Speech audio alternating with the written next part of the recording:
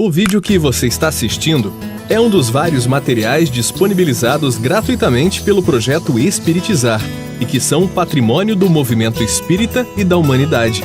Na descrição do vídeo, você encontra indicação de outros materiais relacionados a este assunto. Você pode aprofundar seus estudos e colaborar com a manutenção deste projeto iluminativo, adquirindo os livros, DVDs e MP3 do projeto Espiritizar em www.livrariaespiritizar.com.br. Encontre mais materiais como este e fique por dentro da agenda de palestras e seminários transmitidos ao vivo em www.espiritizar.org.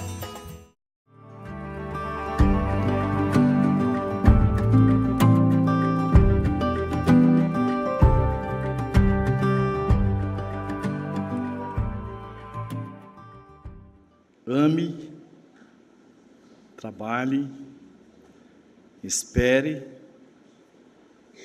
perdoa. O espere é de esperançar. Nós já tivemos vários convites para a nossa descida de Jerusalém para Jericó, ir ao encontro do nosso homem ou da nossa mulher, da nossa persona caída. E já temos vários elementos para produzirmos o óleo e o vinho para as nossas feridas. Estamos caminhando para a hospedaria. Queridas almas irmãs, que possa Jesus prosseguir nos envolvendo nas doces vibrações do seu amor. Conhecereis a verdade e a verdade vos libertará. Jesus, João, capítulo 8, versículo 32. Estudai, comparai, aprofundai. Incessantemente vos dizemos que o conhecimento da verdade só a esse preço se obtém. O Espírito de Verdade, no Livro dos Médiuns, no capítulo 27, o item 301 e a questão de número 4.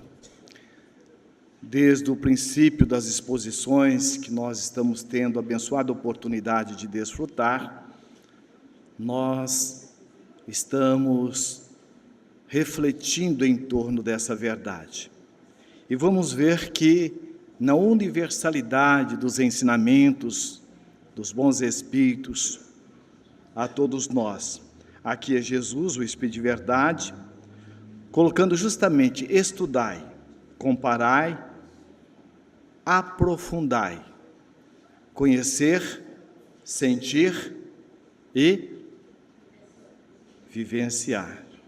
O que vai realmente nos possibilitar esse aprofundamento, essa sedimentação, essa internalização dessa verdade é o exercício amoroso que todos nós somos convidados através das reencarnações sucessivas nas nossas relações com as questões superficiais ou com as questões da horizontalidade das relações, desenvolvendo a verticalidade do ser. Vejamos o que Emmanuel também nos coloca. Ao espiritismo cristão cabe, atualmente, no mundo, grandiosa e sublime tarefa.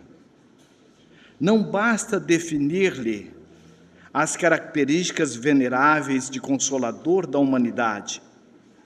É preciso também revelar-lhe a feição de movimento libertador de consciências e corações na introdução do livro Missionários da Luz. Para que nós possamos levar a força da ideia da doutrina espírita, acima de tudo, é essa busca de nós estarmos vivenciando, conforme o Espírito Santo Agostinho nos coloca na questão 919. Fazei como eu fazia. E esta é a grande proposta da doutrina espírita. Estar nos ajudando a despertar em nós os nossos valores imortais, os valores do espírito imortal que todos nós somos. E só vamos realmente conseguir desenvolver esses valores se realmente nós irmos além do cognitivo, nós irmos na vivência. E essa vivência, ela é profundamente desafiadora.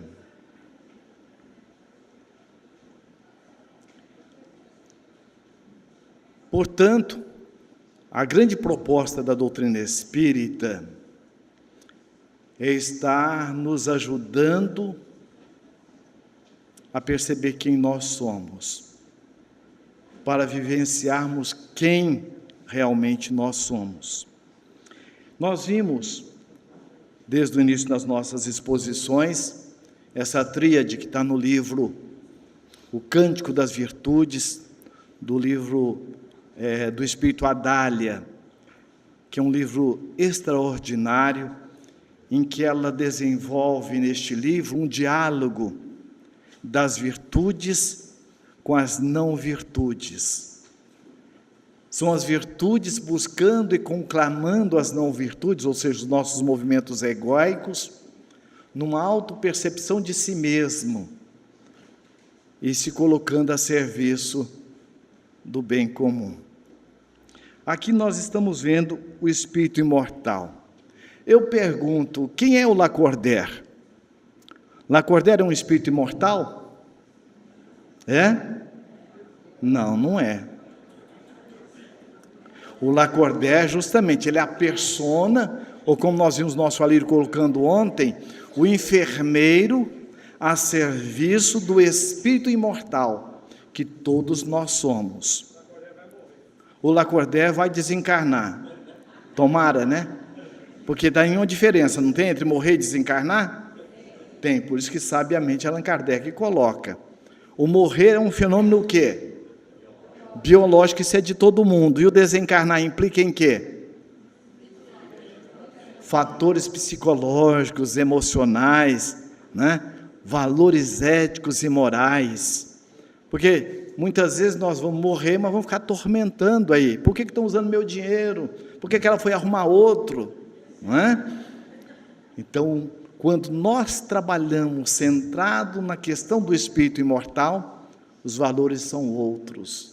Aí nós desencarnamos além de morrermos. Muito bem. Então, se o Lacordaire, ele não é o espírito imortal, ele é a persona, quem nós somos então? Na questão de número 13, Allan Kardec faz um levantamento, né, parcial dos atributos de Deus. Eu pergunto, Deus tem tudo? Tem? Não falta nada para Deus? Vocês estão certos disso? Não falta nada para Deus? Então, se não falta nada para Deus, Ele não precisava criar o Lacordaire em nenhum de vocês. Para quem que Ele nos criou?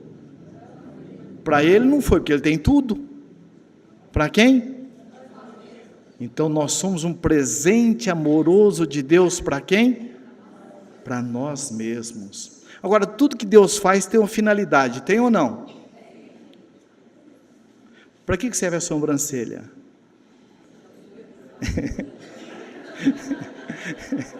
Ainda não parei para pensar, vocês já estão parados, pode pensar então agora. Para que o ouvido tem essas curvaturas?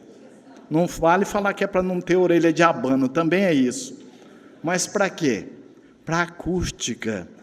A sobrancelha, além de filtrar os raios ultravioletas, parcialmente, serve também para o quê? Desviar o suor. Muito bem, Deus nos criou para quem? Então nós só somos imprescindível para quem? É mesmo? Você não faz falta para ninguém? Hã? Nem para o seu filho?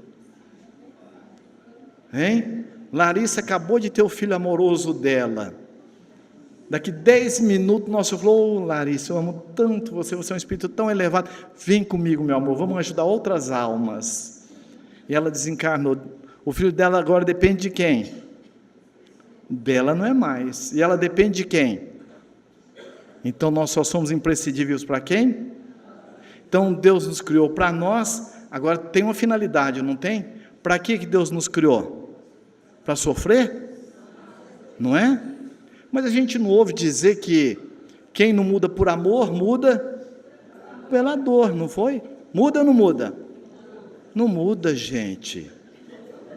A pedagogia de Deus é o amor, ou a andragogia divina é o amor. Se a dor mudasse, penitenciária era fábrica de quê? De anjo. Então não é a dor que vai nos mudar, é o amor. Então vejamos, nós somos criados então para quê? Para sofrer não é, então para que é? Ser feliz. Então ser feliz é da lei divina? E nós vimos ontem que toda lei, hoje também, que toda lei tem direito e? O direito nosso é sermos felizes. Mas qual é o nosso dever? O dever não é obrigação. O dever aqui no sentido dever moral. Não é? Qual é o nosso dever? E quem vai nos fazer felizes? Não é mais o maridão, o filho, a namorada, não é não? Então, se somos somente nós que vamos nos fazer felizes, o que nós somos da nossa felicidade? Artífice? O que mais? Arquiteto? O que mais? Dono. Gente, o que você sente percebendo que, olha, você foi criado para quem? Então, mesmo que você não queira, o que você é da sua vida? Dono. Porque o que Deus faz não volta atrás. E agora você é o dono também do quê? O arquiteto do quê? Da sua felicidade, não depende de ninguém. Cuidado, viu? Nós fomos fazer um seminário, no outro dia a senhora falou: vocês me arrumaram uma encrenca. Eu falei: por quê? Eu cheguei para o meu marido, falei que essa coisa de que eu sou a pessoa mais feliz do mundo, né, e não dependo de ninguém, e que somente eu posso me fazer feliz, e eu cheguei para ele e falei assim: bem, agora eu descobri que eu sou a pessoa mais feliz do mundo, e você não tem nada a ver com isso. Só que ela não complementou, é texto e contexto, isso é fundamental, até para que nós possamos nos perdoar. E aí ele passou assim, aquela tarde e noite, assim meio farol baixo, e ela foi: bem, o que você tem? Aí ele foi e disse: eu até queria perguntar para você se você tem outro, porque esse negócio de falar que só você pode fazer feliz e eu não tenho nada com isso. Não, isso que eu aprendi lá no seminário. Não é bem assim, não é? Nós somos seres eminentemente o quê? Independentes. Para quem? Para nós mesmos. Mas na relação com o outro nós somos? Que lei que é essa? Sociedade, fraternidade, solidariedade. Alguém sabe quem plantou o algodão da roupa que nós estamos usando? Que valeria o seu dinheiro se não tivesse esse agricultor anônimo, a fábrica.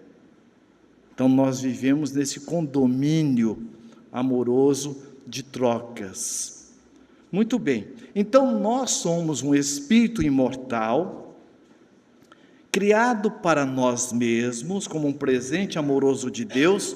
Só que Deus, Ele além de nos criar, Ele falou assim: olha, para você não ficar perdido, andando por aí, atrás de coisa nenhuma, como muita gente faz, por lugar que não leva a também lugar nenhum, eu vou criar o quê? Um parâmetro. O que Ele criou como parâmetro? As leis divinas. Está aqui, nós vimos isso muito bem, não foi? Para que servem as leis divinas? Quais são as leis divinas? Nós temos o quê?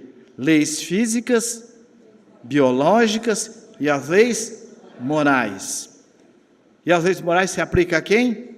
Somente a nós, enquanto espíritos imortais. Muito bem, para que servem as leis divinas? Na nossa linguagem, pode dizer, Quando você vai andando na cidade, tem uma placa de contramão, ela está contra você? Para que tem aquela placa? E isso para te proteger. Vai que você entra na contramão, e aí? Então, às vezes, vem nos ajudar a nos direcionar, a ter realmente um parâmetro, vem nos proteger. Por isso que nós vimos a importância que tem, conforme foi colocado na questão 115, de nós estarmos nos submetendo a essas leis. E essa submissão é um ato de profunda inteligência. Como nós, quando vamos ligar um aparelho, se nós não respeitarmos, não submetermos a voltagem correspondente da tomada e do aparelho, nós não vamos desfrutar do aparelho de uma forma adequada. Fazendo essa comparação, se nós nos colocamos ao arrepio da lei, se nós nos rebelamos, o que nós vamos ter? Dor e sofrimento. Por isso que o Espírito Joana de Ângeles, no livro Plenitude, ela diz: a dor e o sofrimento só se faz presente onde o amor se fez ausente. Então, quando nós nos colocamos dentro dessa percepção, nós também nos colocamos sob o amparo de quem? Que nós vimos, como o nosso Marcelo colocou tão bem, a providência e a previdência divina. Então, as leis vêm justamente estar nos ajudando a ter um parâmetro, mas nunca vai nos faltar ajuda para que nós possamos desenvolver os nossos valores imortais. Emmanuel diz assim: antes de qualquer problema, a ajuda sempre chega na frente. Aí nós estamos no quê? Na providência ou na previdência?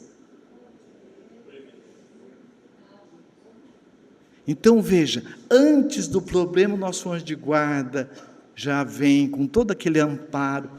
Então a gente vai perceber os recursos que nós recebemos. Então a providência e a previdência andam de mãos dadas. Não cai uma folha de uma árvore sem que o pai queira, sem que ele saiba. Olha que consolador. Se um filho pede um pão, o pai dá uma pedra. Se o filho pede um peixe, o pai dá uma serpente. Olha o sentimento que desperta em nós. Imagina o seu filho. O que você faria? E ele então diz: se vós assim não procedeis, como então não procederá por nós, nosso Pai? Vem um sentimento de quê? Então, onde estivermos e como estivermos, estamos sempre no coração de quem? Deus. Nessa metáfora a gente sente o quê? Não é isso? E aí então nós vamos perceber, como nós vimos também, que entrega e ação.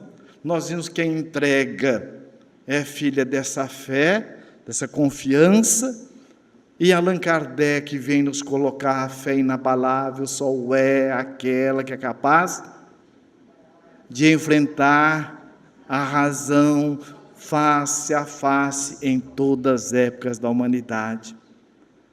Quando nós vimos o nosso afro colocando, que força é essa que faz com que alguém se despoja, não no abandono, mas abre mão, renuncia à própria família, os entes queridos mais próximos, para dar testemunho a essa ideia, em nome do idealizador.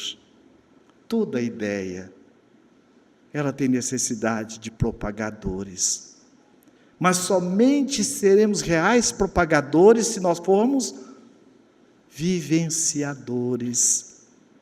Aquele que quiser vir após mim, renuncie a si mesmo, a persona, atenda o seu propósito existencial, como o Marcelo nos colocou, e siga-me, tome a sua cruz e siga-me.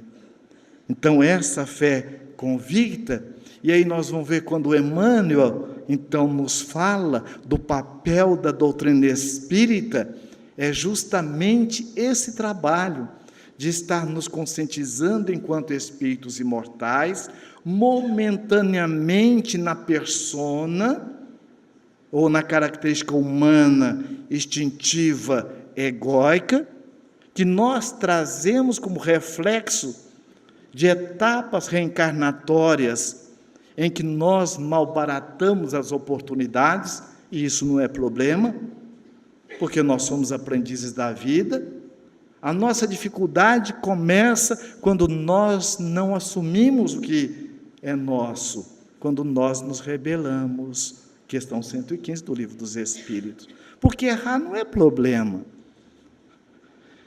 Então, a proposta é nós estarmos desenvolvendo conosco hábitos imortais, para que possamos suplantar, transmutar as nossas características humanas, instintivas, egóicas em característica humana, instintiva, o quê? Essenciais. E aí nós vamos entender a importância que tem, principalmente o quê? Onde é o laboratório em que o movimento espírita labora também, além da sua intimidade? A casa espírita, gente, não é verdade? Joana de Ângeles, no livro SOS Família, ela diz assim: a família é uma conquista sociológica, antropológica, psicológica e espiritual do ser. Não há retrocesso. A instituição família muda as questões de como se relacionam, mas é uma conquista. Então, fazendo um paralelo, nós vamos dizer que a casa espírita, aliás, o Espírito Honório coloca isso no livro Centro Espírita e a Promoção do Espírito Imortal. Ele coloca o seguinte, que a casa espírita faz parte do projeto iluminativo de Jesus, como sendo esse laboratório moral.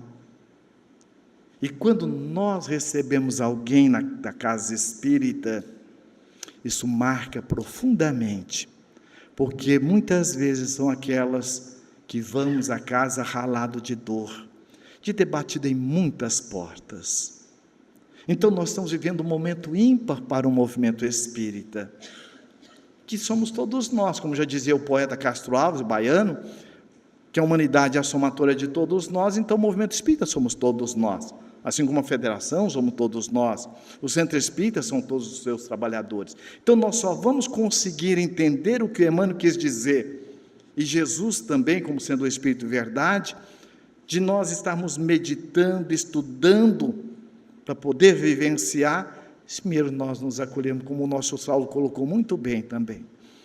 Porque como é que eu posso amar o próximo se eu não amo a criatura mais próxima, o ser mais importante da minha vida? Para mim, como eu posso dar ao outro do que eu não estou me dando? E Joana de Ângeles coloca: quem dá o que tem está dando tudo, e ninguém pode dar do que não tem.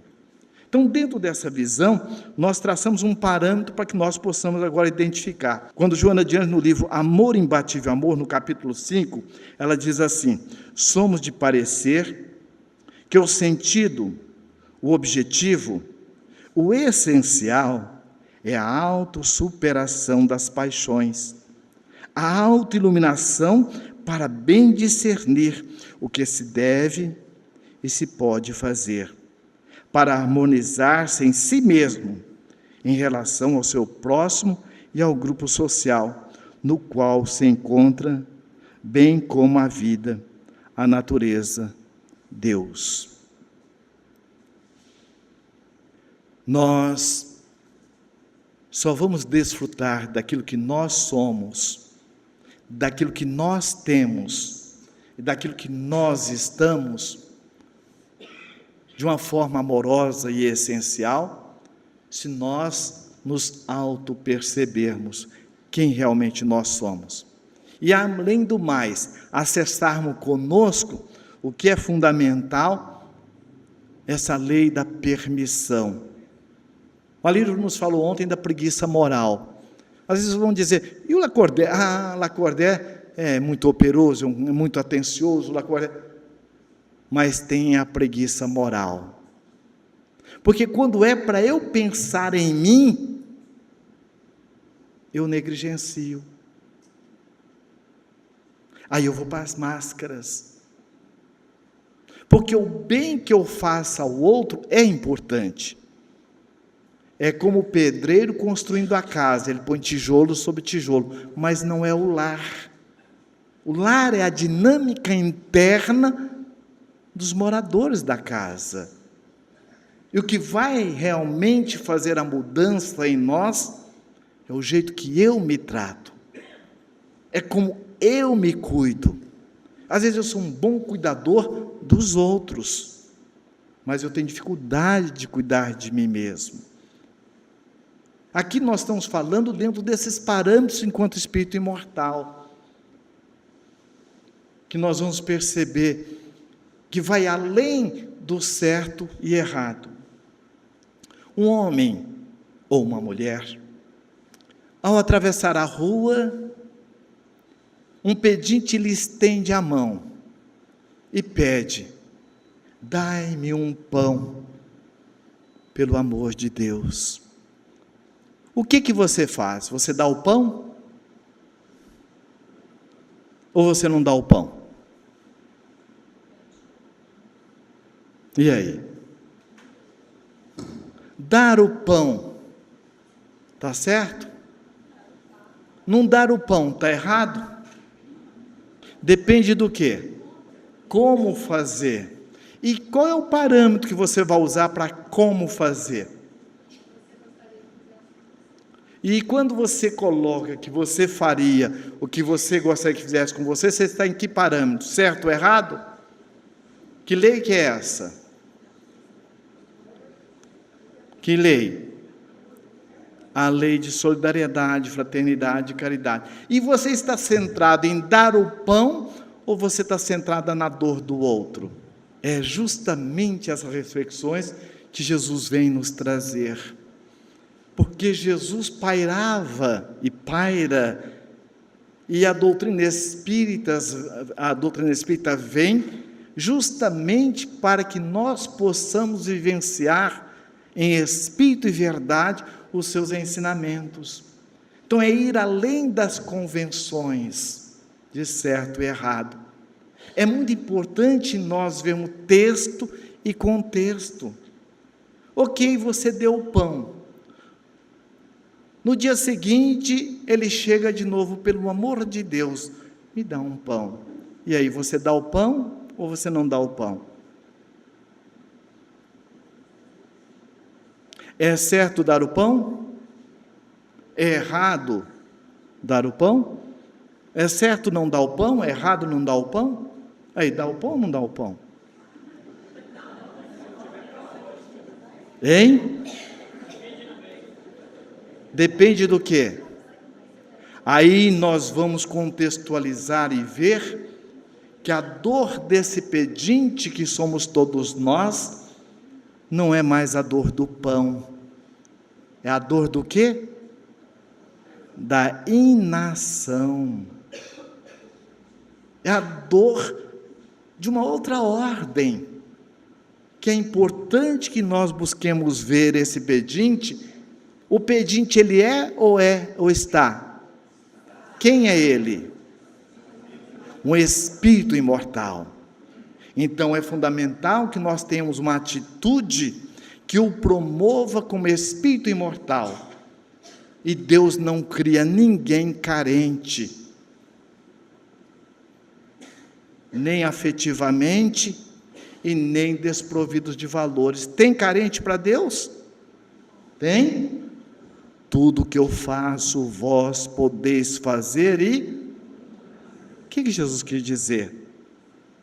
Desperte o vosso Cristo interno. Há um Cristo como um sol dentro de ti, pedindo para se manifestar. Liberte-o. Joana de Ângeles, livrinho. Momentos de quê? E aí a gente vai entendendo, do livro Filho de Deus. Então nós vamos perceber que é essa proposta que Emmanuel e o Espírito de Verdade vem nos recordar. Então nós vamos agora, dentro desses parâmetros que nós fizemos, nós já temos bastante elementos para ver esse vídeo que nós vamos passar com este olhar amoroso que a doutrina espírita nos oferta. Tá bem? Então vamos lá.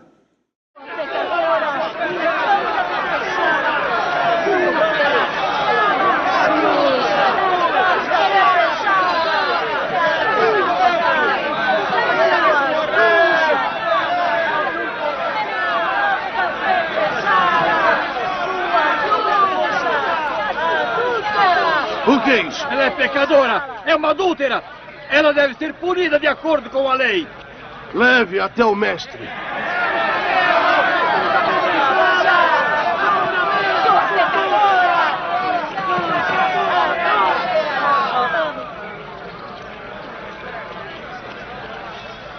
Mestre, o que faremos? Essa mulher cometeu adultério. Ela deve ser punida de acordo com a lei. Ou o que nos diz? Responda, mestre. Queremos saber sua opinião. Sim, nos diga. É direito que a matemos? Aquele entre vós que nunca pecou, que atire a primeira pedra.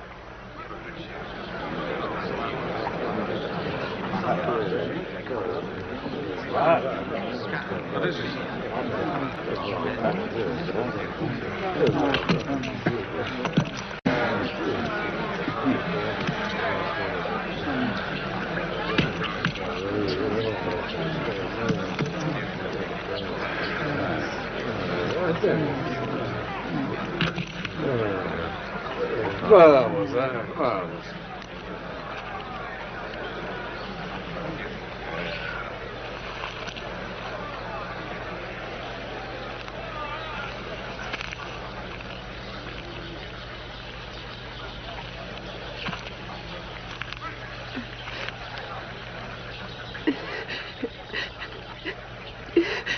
Onde estão os que a acusaram?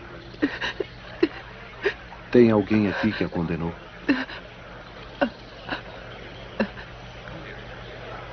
Não. Ninguém. Então nem eu a condenarei. Vá. E não peque mais.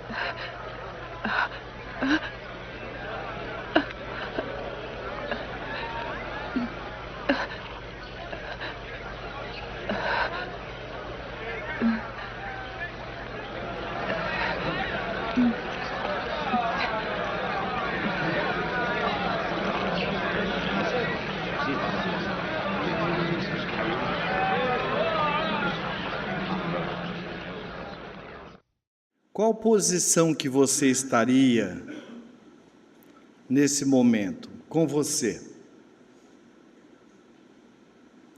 Como é que nós lidamos com as nossas acusações internas?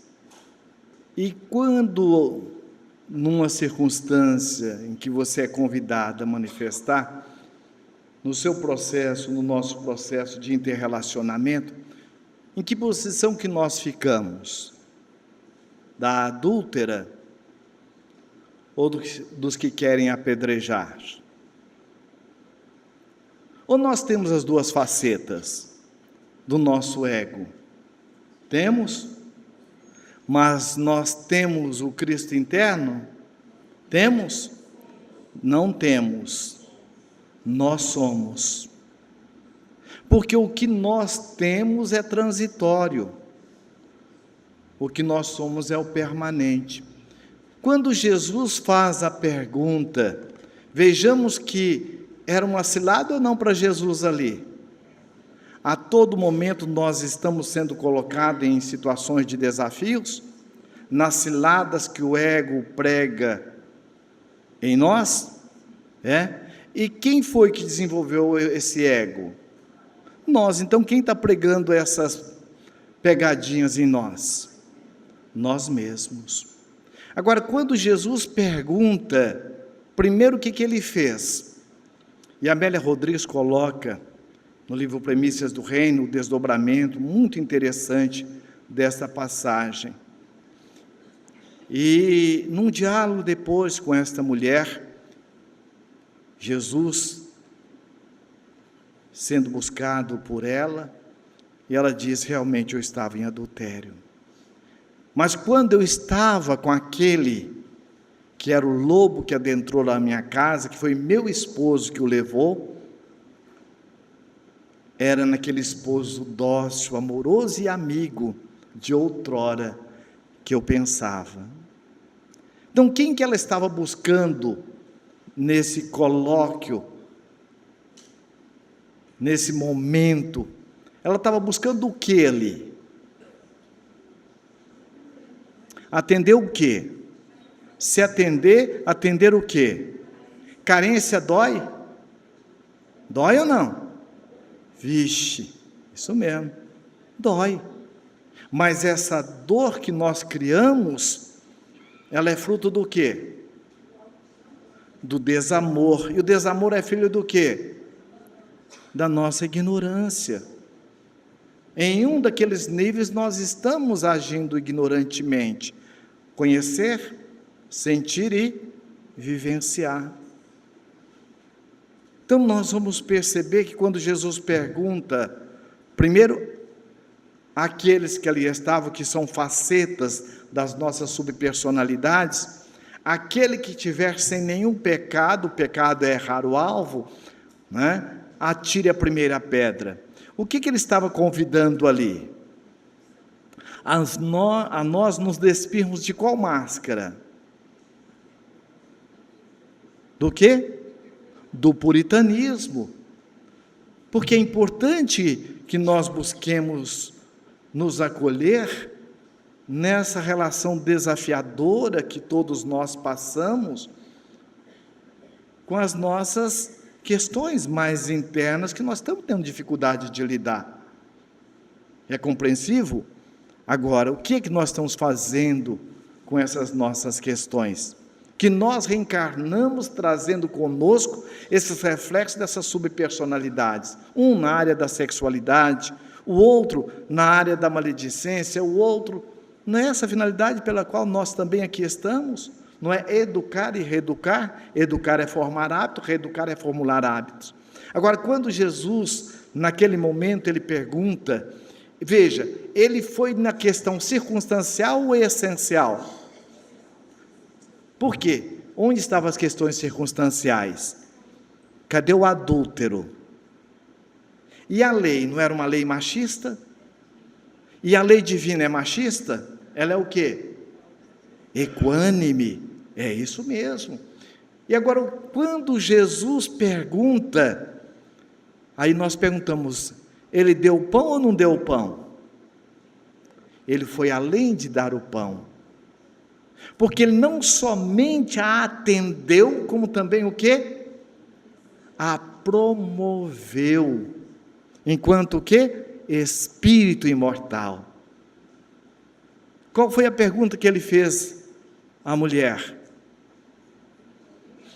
Cadê aqueles que lhe condenavam? Mas tem mais alguém junto?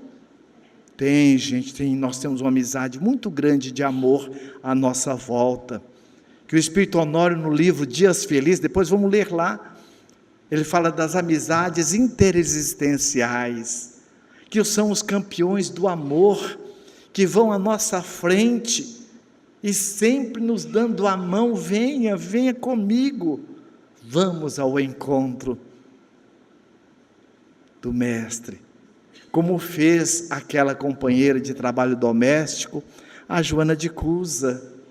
Vamos, dona Joana, ele é um homem que fala coisas que vai na intimidade das nossas almas, nos preenche profundamente, nos faz nos sentir gente. Por quê? As falas de Jesus vai no âmago do Espírito imortal, fazendo com que despertemos a luz do amor para atender as personas que nós trazemos conosco, muitas vezes com máculas do passado. E aí o que ele pergunta Logo depois, o que ele complementa? Veja que, olha só que a questão não é dar o pão. Depois ele pergunta, porque aquele momento ele a ajudou, sem focar nela, mas focando na coletividade, e todos se beneficiam. Visão global, ação focal.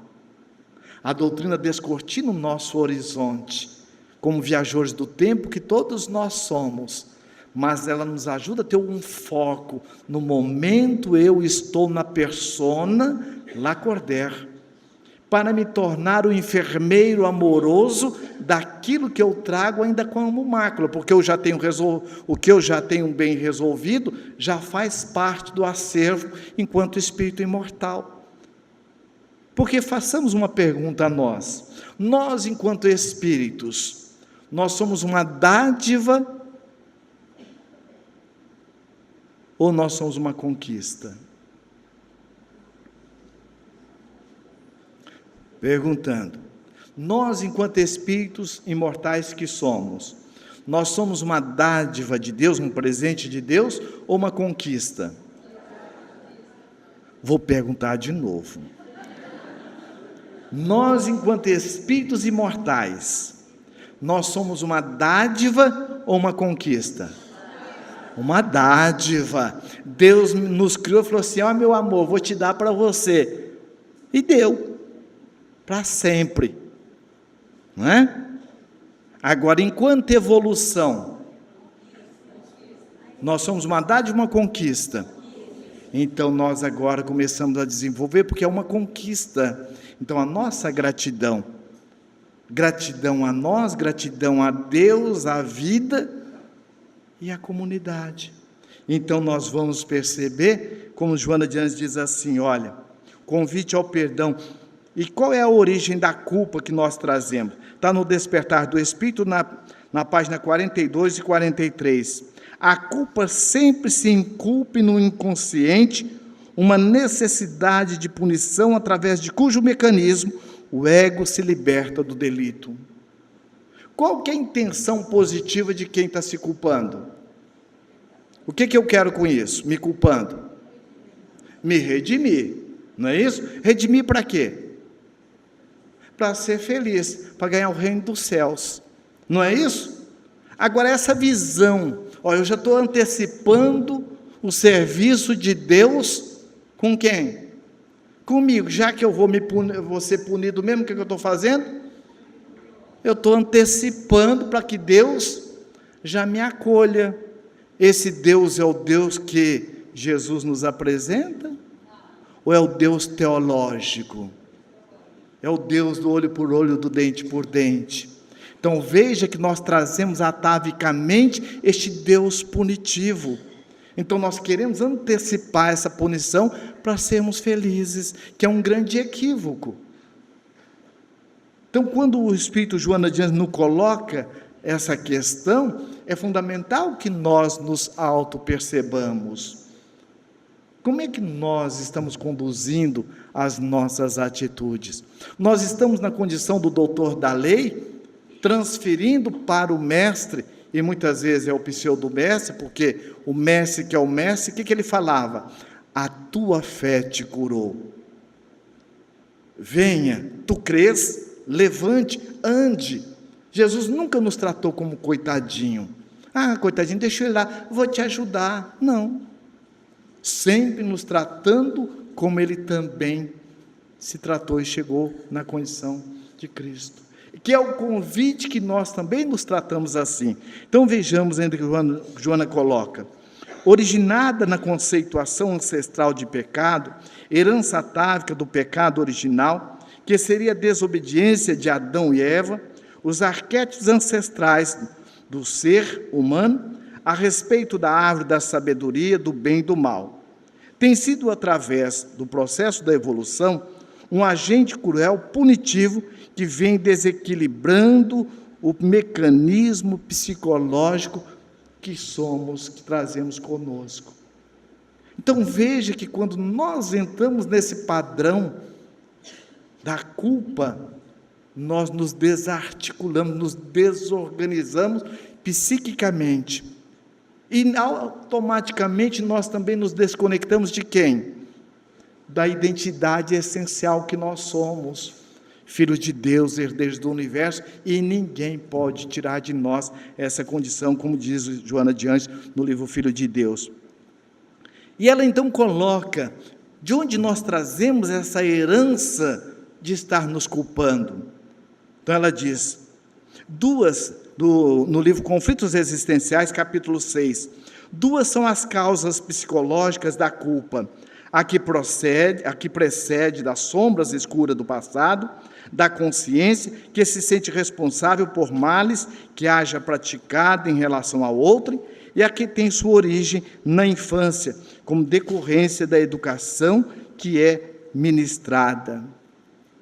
Então vejamos que, além de nós trazermos conosco o reflexo das reencarnações anteriores, nós também trazemos algumas machucaduras nesse processo de interrelacionamento familiar, no processo socioeducativo, socioafetivo, principalmente gravados na primeira e na segunda infância. A primeira infância vai até os 7 anos, mais ou menos, e a segunda infância, quando ela entra ali por volta de 12 anos, já na pré-adolescência da adolescência. E a criança marca profundamente. Por que a criança chora quando o pai sai ou a mãe sai? Porque ela não tem aquela elaboração interna mais bem elaborada que o pai vai voltar ou a mãe vai voltar. A criança, ela absorve na relação com o adulto as questões verbais e não verbais. Então, muitas vezes os pais brigam, a criança acha que é por causa dela. E isso vai desenvolvendo nela essas matrizes de culpa que Joana de Anjos está dizendo. Nós tivemos a oportunidade de fazer um seminário, Amor Imbatível Amor. Ao término, uma companheira, numa cidade que nós fomos, ela foi e disse assim: eu tenho um conflito muito grande de amor e ódio com meu pai. Meu pai é uma pessoa extremamente afetiva, e a minha mãe me agredia todos os dias. Mas meu pai, nessa afetividade, meu pai me abusou sexualmente dos 5 aos 12 anos. No livro Sexualidade e Saúde Espiritual, da editora Espiritizar, nós vamos entender melhor os detalhes dessas questões. Na verdade, ali não é a reencarnação da ex-esposa ou da ex-amante.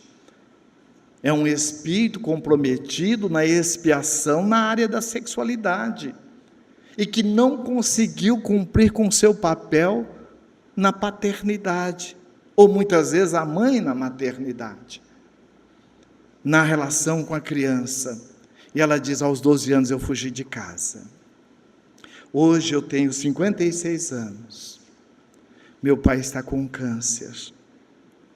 Meu pai tem 88 anos. E eu tenho um misto de amor e ódio por ele. E mais ainda, eu me culpo muito. Porque em alguns momentos eu recordo que eu gostava. Eu gostava do toque do meu pai, do cheiro do meu pai. E uma vez, uma professora foi e disse para uma amiga, eu tinha por volta mais ou menos uns 14, 15 anos, e que ela se abriu com a professora, mas eu não tive coragem. E ela foi e disse, olha, se você gostou, você é culpada, porque você é sem vergonha. E aí a gente vai percebendo esse caldo cultural em que nós estamos inseridos. Ninguém caiu de paraquedas onde nós estamos. Pai, mãe, professores, são campo de estágio para as nossas almas. E aí nós vamos entender o que Jesus fez com aquela mulher carente afetivamente. Ele foi no âmago da dor dela. Imagina como que é para um pai abusar de uma filha. Está em bom juízo, como dizia minha avó. Quando a pessoa está em bom juízo, ela não vai prejudicar ninguém. O que Jesus disse para a mulher? Vá, filha, vá. Pense, medite. Busque te encontrar. Foi o que aconteceu, porque ela atendeu o chamado de Jesus, ela atendeu o chamado da consciência e tornou-se, colocando toda aquela energia da carência afetiva no trabalho da solidariedade, da fraternidade. Joana de Ângeles diz assim: medicação que se coloca na ferida do próximo é remédio que nós colocamos na nossa própria alma. Então, aqueles de nós que trazemos os arroubos da sexualidade, da carência afetiva, o trabalho da autotransformação e as mãos ocupadas no trabalho do bem é o nosso bálsamo. E aí depois, conversando com ela, ela foi e disse: eu não sei como lidar, agora eu estou meditando, estou muito confusa, o que eu posso fazer? Continue fazendo o que você está fazendo, cuide do seu pai. Agora, trabalhe você. Você está regredida emocionalmente, afetivamente. E no conflito da criança, você está deixando a sua criança interna dominar a sua relação com seu pai. O que seu pai fez é algo que não deveria, em bom senso, ter feito. Mas ele já fez. Realmente ele cometeu uma violência psicológica, afetiva, com a sua criança interna. E com a sua criança também. Porque algumas etapas você queimou aí, você ficou ancorada. Agora hoje você é uma adulta. Faça com que a sua adulta acolha essa criança e diga: é verdade, isso aconteceu, mas já passou. E a outra questão que você pode te ajudar: separa o que é seu pai, a pessoa que teve aquela atitude, e o ser espiritual que ele é, enquanto espírito imortal, e você também. Que o que você fez, ou o que ele fez, na linha do tempo isso dilui, e é um aprendizado. Você ama seu pai, o que você não ama é aquela atitude. E ela foi e disse: meu Deus, eu estou sentindo uma coisa diferente em mim, eu nunca tinha pensado assim. Separar o que é atitude, o que é a pessoa. E é verdade. Jesus, naquele momento, ele separou para poder ajudar aquela mulher, dizendo: filha, cadê aqueles que lhe condenavam? Eu também. Mas ela tinha uma condenação aonde?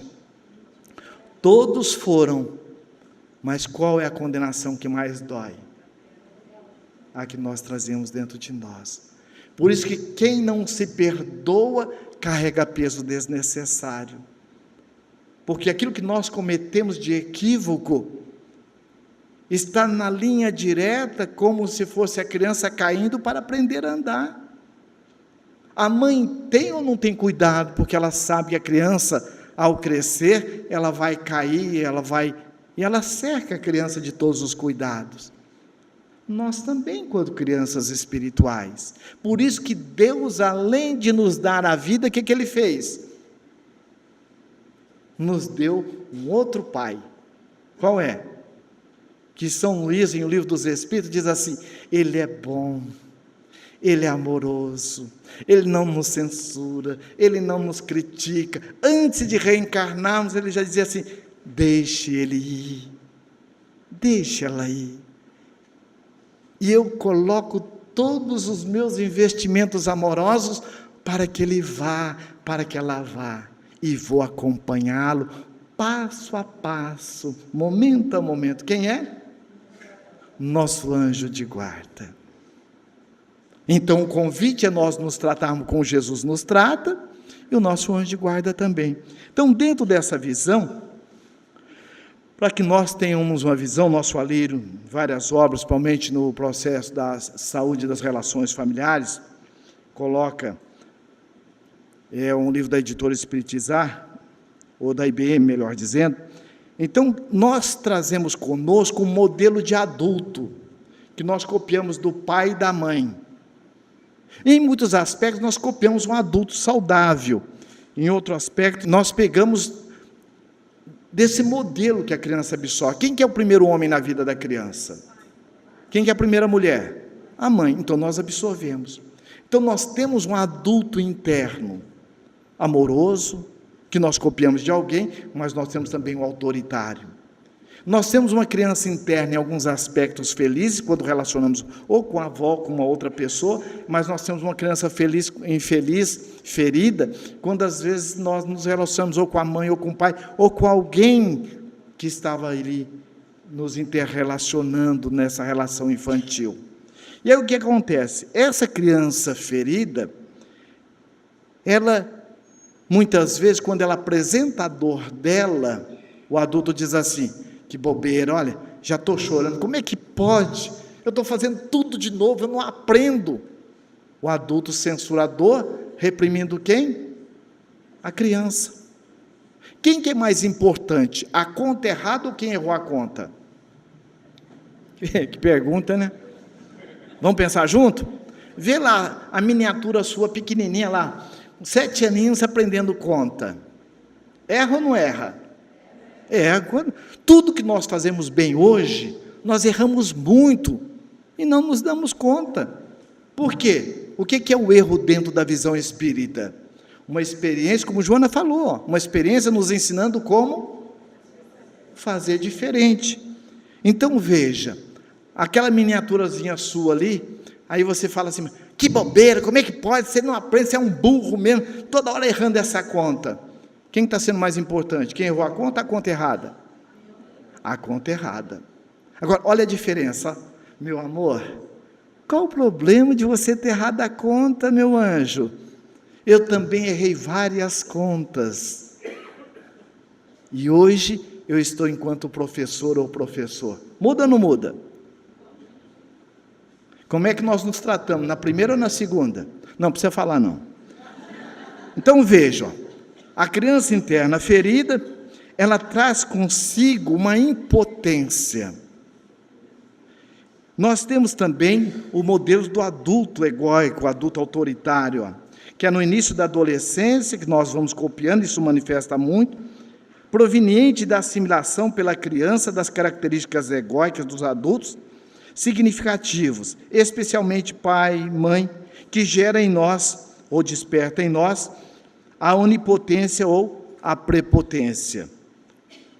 Qual é o trabalho que nós somos convidados a fazer? Foi o que Jesus fez com a mulher carente. Ele despertou nela a adulta amorosa, a adulta consciente para acolher a criança carente. Medo, insegurança, rejeição, abandono, incapacidade, não é do adulto.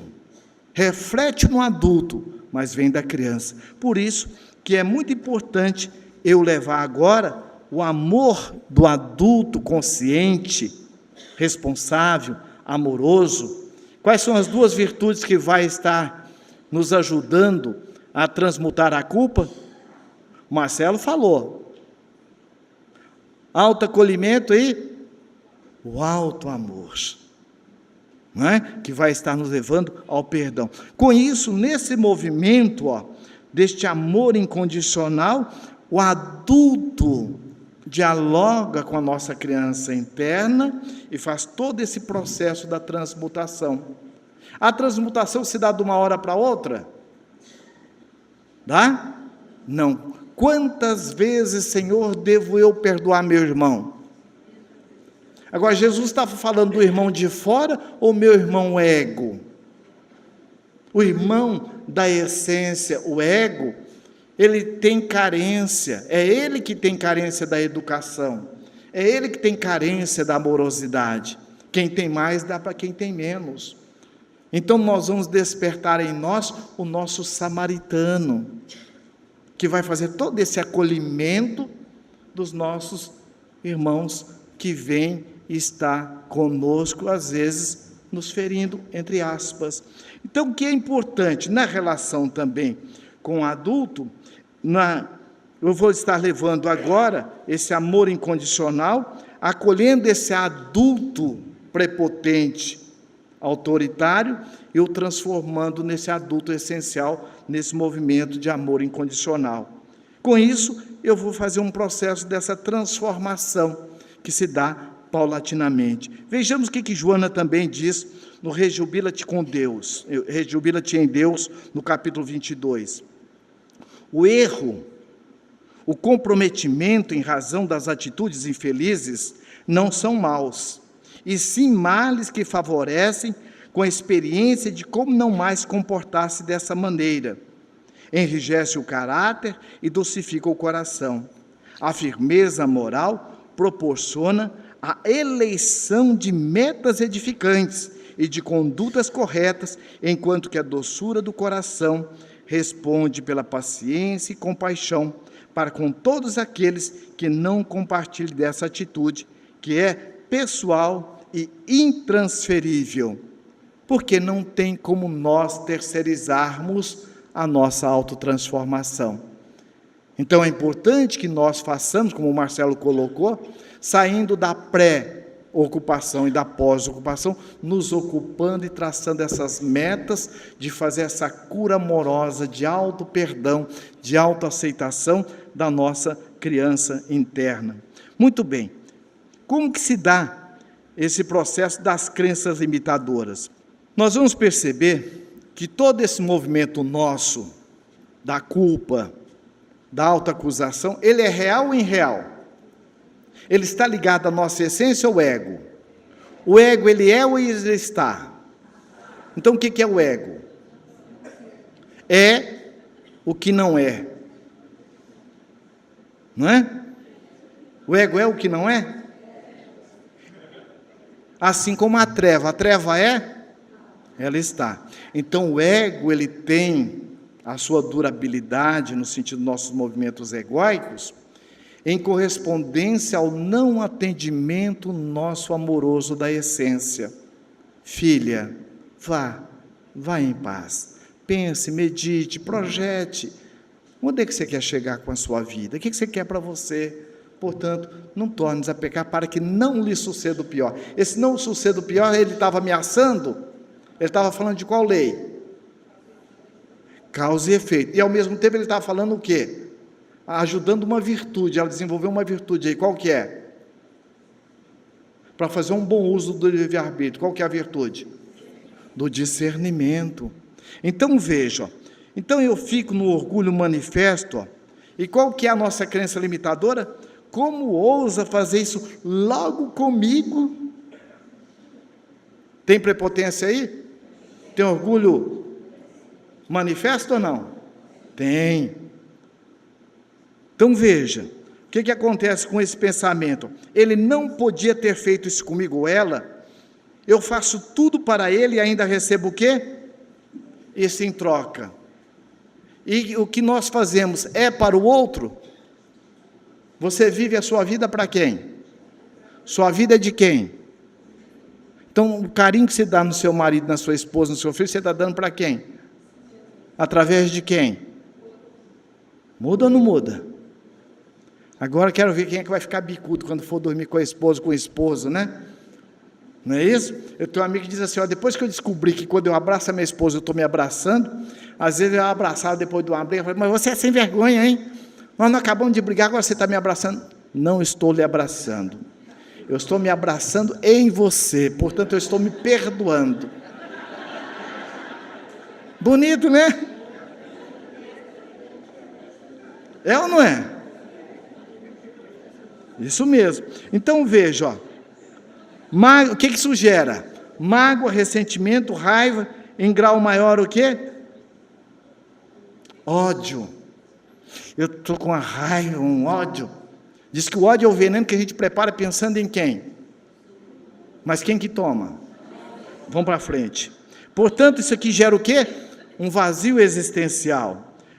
No outro movimento, veja, ó, que aí já é o movimento mascarado, né? Ó, passivo e não real. Como nós vimos o nosso Marcelo colocando, a importância, a diferença, aliás, o afro, a questão do passivo e do pacificador. O passivo é aquela pessoa que quer que alguém chegue, resolve o problema dele, ou que aconteça alguma coisa mágica, ou que ela vai fazer promessa, ou que ela faz uma barganha com Deus. Agora, a pessoa que realmente tem autoconsciência, o que ela vai fazer? Ela vai buscar superar, rogar forças, para que ela possa superar aquelas situações de desafio, que é de quem? Dela mesma. Então veja, orgulho disfarçado. Eu perdoo porque ele não merece que eu fique ressentido com quem? Eu estou ressentido é com quem? Com ele? Tem como eu ter sentimento que é do outro? Então de quem que é esse ressentimento? É meu mesmo. É importante eu assumir. Aí vem o quê? Agora vem o outro movimento, da menos-valia, da não valorização. Eu merecia mesmo. Ele fez isso comigo porque é um coitado. Coitado, está tão doente que até ofende as pessoas. Quem que é o coitado? O outro. Mas quem que é mesmo o coitado? Então eu estou usando como o quê? Espelho. Porque eu só estou pondo o meu sentimento que é do outro. E como eu posso mudar o que é no outro? Que nós vimos também as duas ilusões de controle, as três. Qual que é? Do outro, do tempo e das circunstâncias. Então veja, pseudo-superioridade, autoanulação, pseudo-perdão, gera o quê? Vazio existencial. E agora, aqui o movimento real proativo. É o que Jesus nos orientou e nos ajudou. É centrado em quem eu sou. Como filho de Deus, aprendiz da vida, eu tenho uma relação com a vida de proatividade, que é uma palavra da moderna administração, mas que quer dizer o seguinte, a pessoa que sabe quem ela é. Para quem? Para ela mesma. E quem ela é nos diversos papéis que ela desempenha na relação com o outro. Portanto, ela vai estar agora num movimento de aprendiz da vida, olha, de humildade. Eu tenho consciência que o que ele me fez despertou o meu padrão de mágoa, despertou, mas não criou. O outro cria alguma coisa em nós? Questão 459 do Livro dos Espíritos. Os espíritos não criam nada. Os obsessores são inimigos? São amigos, sócio de dificuldades, sócio de deficiências. Por quê? Francisca Faveroni diz assim, que é uma das benfeitoras do projeto Espiritizar, não existem inimigos, existem irmãos que pensam diferentes e agem diferente de nós, mas todos somos irmãos. Então vejamos, aqui, eu tenho consciência que o que ele me fez, o que ele agiu, despertou em mim o meu padrão de mágoa, mas sou capaz de me libertar do ressentimento através do perdão. As limitações que tenho me geram mágoas e ressentimentos, mas posso transformá-los em oportunidade de crescimento interior. Muda ou não muda? Não vem ao encontro do que Joana de Anjos disse lá naquela segunda lâmina, que as dificuldades que nós encontramos no caminho são convites ao desafio da nossa mudança. Portanto, eu vou estar trabalhando agora o alto amor e perdão ao outro. Vai gerar o quê? O sentido existencial. Não foi o que Jesus disse àquela mulher? Imagina com que carinho que ela falou. Não foi o que ele falou? Jesus tem inimigos, gente? Tem ou não tem? A gente não ouve muita gente falar inimigo de Jesus? Tem ou não tem? Vou perguntar de novo. Jesus tem inimigos?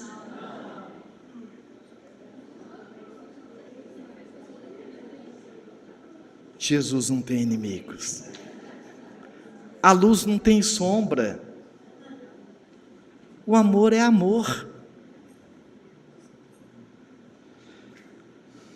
Há uns anos atrás, nós estávamos numa reunião mediúnica com o nosso querido e bondoso praeiro, que é o homem de bem, patrimônio moral. E um espírito altamente revoltado, atormentado, ele denominava-se o Senhor da Tormenta. E seu praeiro conversava com o espírito com toda ternura, dizendo: olha, meu irmão, você não é o que você apresenta, você está assim, mas você não é diferente de nós, você é um filho de Deus como todos nós e carentes, você deve ter uma dor muito grande dentro de você, porque o Espírito dizia: eu odeio esse Cristo que vocês dizem amar e seguir, vocês são um falso tanto quanto Ele. E ele foi conversando por várias vezes, esse Espírito teve na reunião. Numa dessas, o Espírito foi já mais envolvido na energia amorosa do psicoterapeuta espiritual, como diz Manuel Filomeno de Miranda, seu praeiro. E ele foi e disse: estou cansado. Eu estou cansado. E seu praeiro disse, recordando que o nosso alírio colocou ontem: se estáis cansado, disse Jesus, vinde a mim, todos vós que achais cansados e sobrecarregados, eu vos aliviarei. O Espírito começou a chorar e foi. Passado um tempo, o Espírito volta e disse: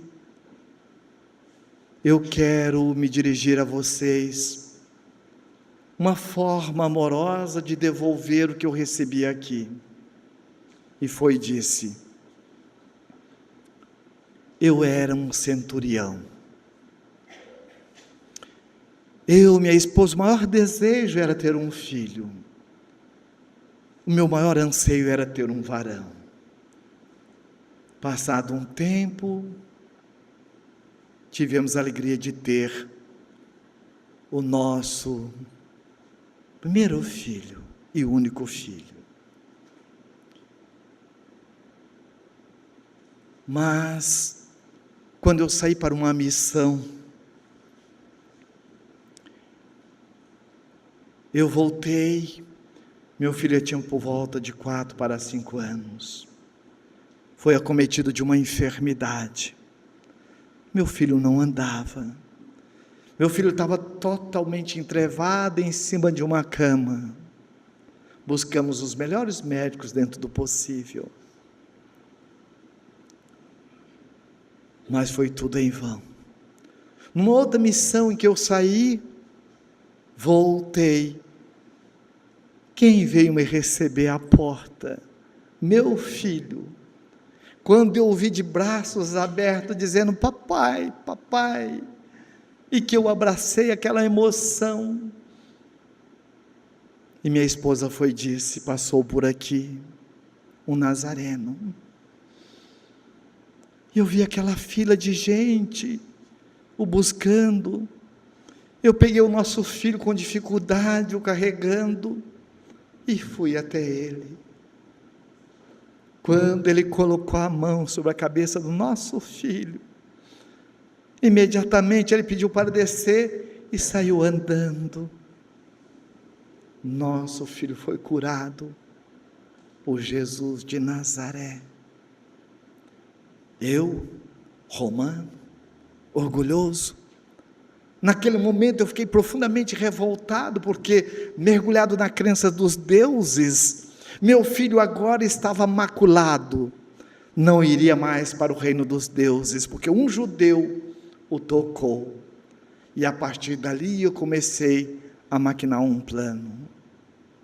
Eu caçava, meu filho era aquela sede de ir comigo para caçar junto, pois numa manhã muito cedo de primavera, eu chamei meu filho: Túlio, meu filho, meu nome é Marco Túlio. Eu pus o nome no meu filho de Túlio. Tulinho, meu filho, vamos caçar com papai? Vamos, papai. E fomos. Quando eu adentrei a Via Ápia,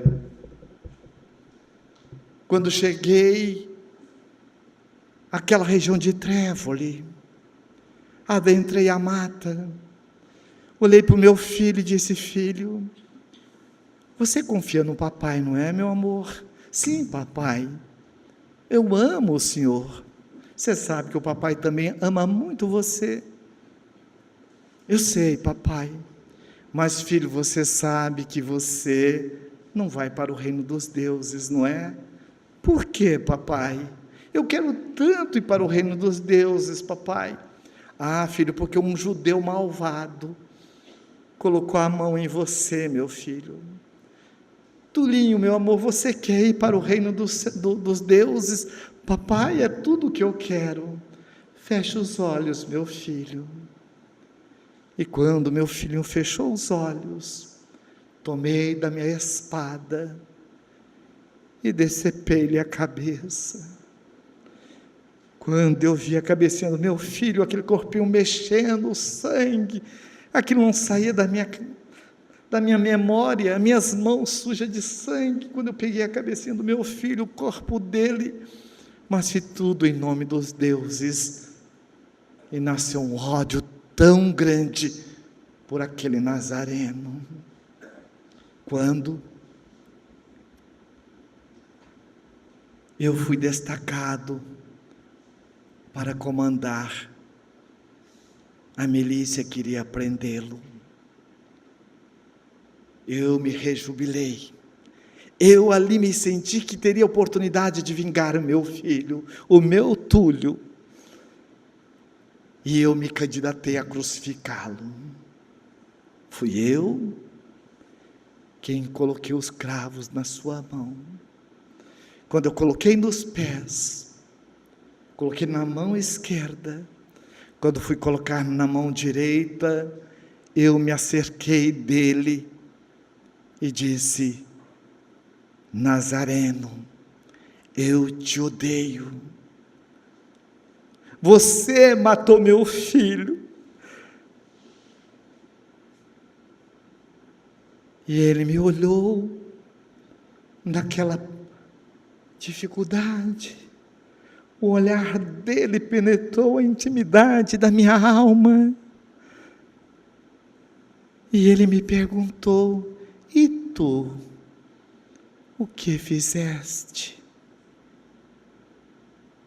Aquela pergunta reverberou nas minhas fibras mais íntimas. E eu cheguei em casa com o corpinho do meu filho. Quando minha esposa viu aquilo, ficou louca. E novamente ela foi em busca dos seguidores do Nazareno. E nunca mais eu a vi. Naquela noite, dia para minha alma, em que o Senhor, se dirigindo ao seu praeiro, me falou que Jesus é o bálsamo do vinde a mim, aqueles que estão cansados e oprimidos. Eu vi quando a minha esposa e o meu Túlio de braços abertos chegou e disse: papai, tu não me mataste,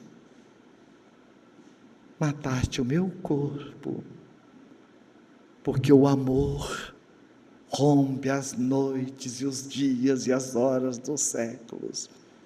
Estamos juntos, papai, venha, venha em nome de Jesus. E para o meu suplício, quando eu ouvia: e tu o que fizeste?